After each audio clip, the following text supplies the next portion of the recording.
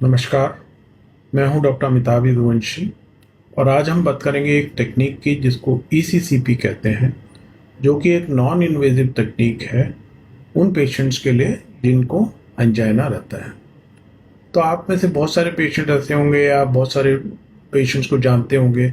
जिनको एंजियोप्लास्टी या bypass surgery के बाद भी चेस्ट में पेन, सांस फूलना और घबराहट की कंप्लेन रहती है, या कुछ ऐसे पेशेंट जिनकी सर्जरी या एंजियोप्लास्टी हो ही नहीं सकती या जिनको मल्टीपल बार हो चुकी है और अब डॉक्टर ने कहा है कि अब और एंजियोप्लास्टी या सर्जरी से कोई फ़ायदा नहीं होगा। तो इस टाइप के पेशेंट जिनको सर्जरी के बावजूद या अन्य कारणों से भी एंजाइना कंटिन्यू रहता है, उन लोगों के लिए ईसीसीपी एक कारगर टेक्निक है। ये एक एफडीए अप्रूव्ड टेक्निक है जिसमें मल्टीपल सेशंस होते हैं, जिसमें आपको हाथ और पैरों में बीपी कप की तरह का एक कप लगाया जाता है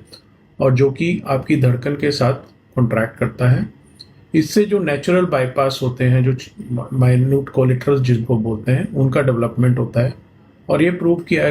गया है कि जिन पेशेंट्स को एंजाइना होता है, जिन पेशेंट को हार्ट फेलियर के सिम्टम्स होते हैं, उनमें ये सेशंस करके लगभग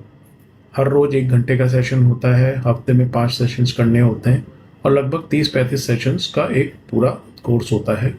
उसको करने के बाद काफ़ी लोगों को एंजाइना में और हार्ट फेलियर सिम्टम्स में इम्प्रूवमेंट देखा गया है और एक बार सेशन करने के बाद लगभग 2 साल तक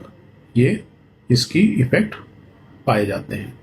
तो ईसीसीपी एक टेक्निक है जो इन टाइप के पेशेंट जिनको सर्जरी या एंजियोप्लास्टी की पॉसिबिलिटी नहीं है, उन लोगों के लिए बहुत इम्पॉर्टेंट है। और ओपस हेल्थ केयर में ये दिल्ली, एनसीआर और भारत के अन्य जगहों पर भी ये उपलब्ध है।